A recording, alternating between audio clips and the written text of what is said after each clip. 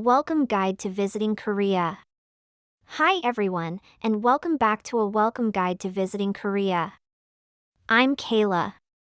I'm so glad you're here with me today as we explore another must-see spot in Korea that's quickly winning the hearts of both locals and travelers.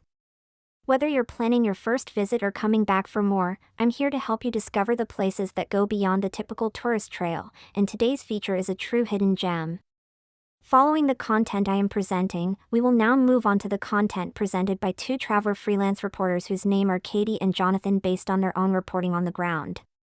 Subscriptions, likes, and notification settings are small acts of kindness that give strength and courage to the hosts of the podcast. Please do so. Welcome back to a welcome guide to visiting Korea, where we go beyond the guidebooks. Today, we're diving into Busan, Korea's stunning coastal city and second largest metropolis after Seoul. But instead of the usual spots, I'm sharing 5 hidden gems that only locals know and love. First, Huinul Culture Village, think Santorini vibes with colorful houses on a cliffside, overlooking the sea. Second, Gamji Beach, tucked near Taejongdi, is peaceful and perfect for a sunset picnic. Third, visit Cheongsapo Daritdal Observatory, a glass bridge stretching over the ocean, thrilling and scenic. Fourth, Daedaepo Sunset Fountain of Dreams, where water dances to music in the summer evenings. And finally, Oncheonkian Stream Cafe Street, a relaxing stroll with indie cafes and bike paths. Skip the crowds and discover the real Busan. Next up, we'll have a conversation with two travel journalists, Katie and Jonathan, about their first-hand experience in Busan, South Korea. If you listen until the end, you'll get some great information you might not have expected. Stay tuned! Let's dive in. Welcome to the Deep Dive. We dig into the sources to pull out the most interesting insights just for you. Today, we're heading off on, a really fascinating journey to a city many people think they know quite well, Busan, South Korea. Our mission here, to uncover its real hidden gems. We're not talking about the usual tourist trails or the big famous spots. No, this is about finding those unique, really captivating places that show you a completely different side of Busan. Okay, let's get into it. Yeah, it's exciting because Busan often gets, pigeonholed with its famous beaches, right? But what's so interesting here is how these lesser-known spots totally reframe that picture. These are the places that, they really capture the local feeling, offering these unexpected viewpoints. We'll be looking at everything from quiet urban forests to really dramatic coastal walks and even paths that are just steeped in the city's history. It's quite a diverse mix. I'm already hooked. I mean, when you picture Busan, urban forest isn't usually the first phrase that pops into your head, is it? But our first spot, it's apparently nicknamed Busan's La La Land because of its amazing night views. It's Uwam Mountain, urban forest, or Sheldo Hyanda. What exactly makes it so, magical, especially after the sun goes down? It really does have this magical twilight feeling. From up on Uwam Mountain, you get these incredible panoramic views. You see the Busan Port Bridge, Yeongdo, and often it's all bathed in this amazing purple sunset. It's quite something. What makes it so popular, with locals and photographers is watching the city lights slowly start to twinkle as the sun sets. It creates this, really cinematic glow. Oh, wow. Sounds perfect for getting that life shot. Yeah. One amazing photo that just captures everything. And speaking of photos, I read there's something kind of unusual up there, a prop. You're right. Yes. For people looking for really unique pictures, there's this meticulously made moon model. It's scaled exactly 11,360,000th the size of the real moon. And it's become super popular for taking silhouette photos, like posing as if you're actually flying to the moon. It's quite imaginative. That's brilliant. Yeah, it turns a simple city view into something else entirely. And another interesting thing, if you look down from there, you can see the Dongheng Catholic Church. From that angle, people say its shape kind of reminds them of the Christ the Redeemer statue in Rio. No way. Yeah, it's this unexpected little connection, It just adds to the whole charm, shows how an urban forest can really surprise you. Okay, so from those magical city heights, let's switch gears a bit and head down to the coast. The serene beauty there. Next on our list is the Osiria Coastal Walk, or Oya, it's Oria. It's a 2.1-kilometer path in Yejeongun.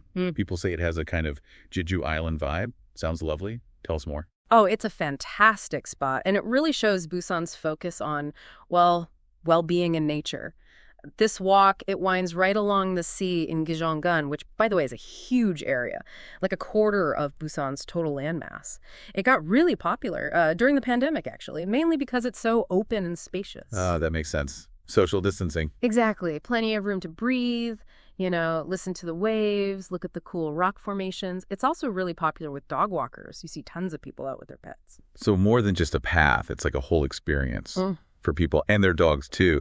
I saw a mention of the Orang Day section specifically. What's special about that part? Orang Day. Yes, that's a favorite spot for photographers, especially around sunrise. The way the light hits the Yeongwangdan shrine or temple there, it's just beautiful, really picturesque. Sounds amazing. But looking at the whole walk, it stretches from Dongam Port to Seon Port, and it's not just about the views. The entire path surface is made of loess. That's, it's this natural clay soil. Oh, yes. Why use that? Well, it's believed to be good for your health. Something about the minerals and the texture underfoot, so the walk is scenic and kind of invigorating. And importantly, it's designed for accessibility. No stairs, no curbs. Oh, it's brilliant. Yeah, perfect for strollers, wheelchairs.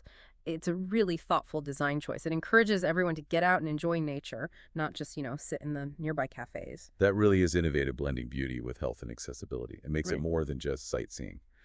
Okay, so we often think beaches when we think Busan, right? But Yeah. the city has mountains, too, a lot of them. So let's explore a sort of hidden urban oasis, the Gobongsan Healing Forest Path or Ohama Urk.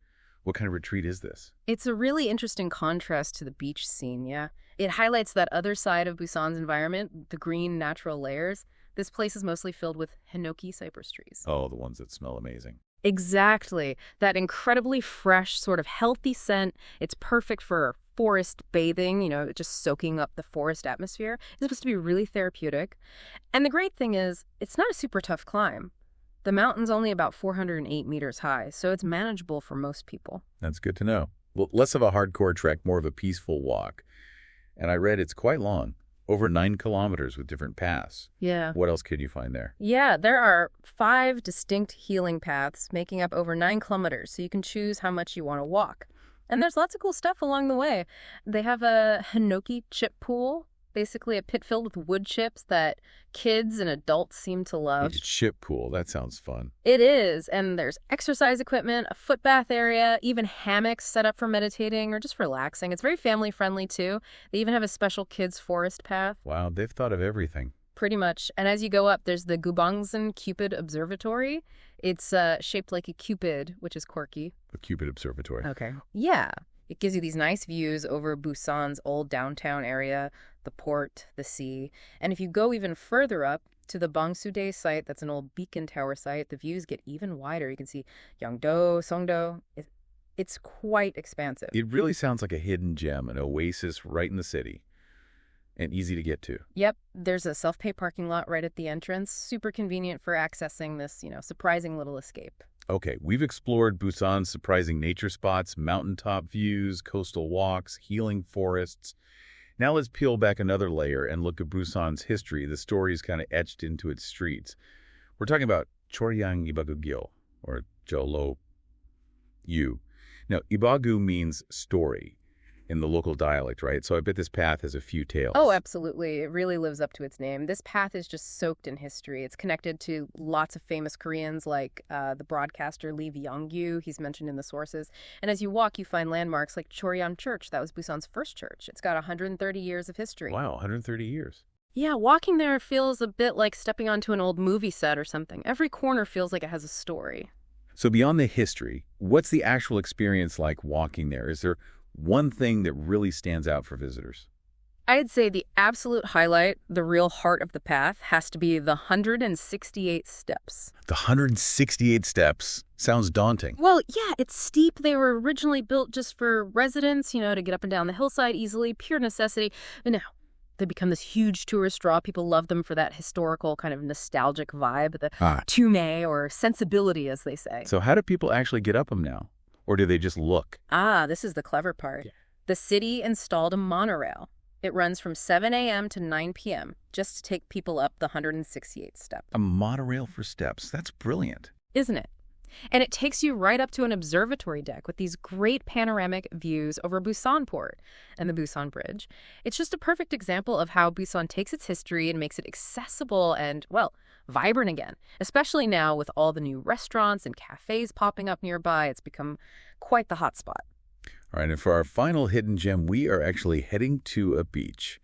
But not just any beach. This is Daedaepo Beach, right. or sort of.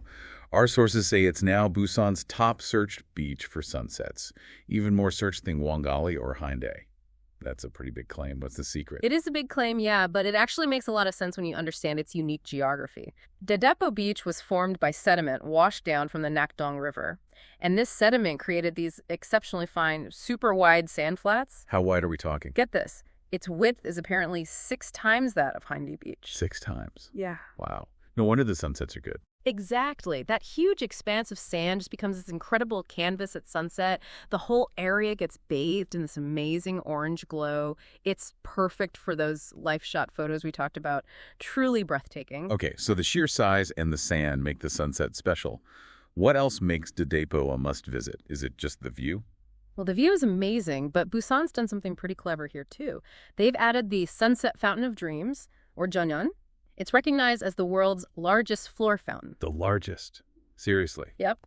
It's a whole show, music, lights, water jets shooting up to 55 meters high. It really adds this whole other dimension to the evening beach experience. That sounds spectacular. It is. And it's also great for families. The water there is incredibly shallow. Like even 300 meters out, the maximum depth is only about 1.5 meters. Oh, that's really shallow. Perfect for kids. Exactly. Makes it super safe for children to play. Plus, there's a really nice, peaceful pine forest path nearby if you fancy a different kind of walk. So it's got the nature, the spectacle, and the family-friendly aspect all rolled into one. What an incredible range of places we've covered today. Seriously. From those La La Land night views, changing how you see the city, to healing forests offering these surprising green escapes, then the historical steps bringing stories alive, and finally, sunsets that just completely redefine what a beach visit can be. These hidden gems, they really offer such a rich variety of experiences, don't they? They definitely deepen your understanding of Busan way beyond the usual tourist spots. They really do. And it makes you think, doesn't it? In this world where we have so much information, so many curated lists, how do we actually find those real hidden gems? The ones that connect with us personally, that satisfy that urge for discovery. These places, these less shouted about spots, they offer more than just pretty scenery. They give you a connection to the real character of a place, often showing how communities adapt and keep their unique spirit alive.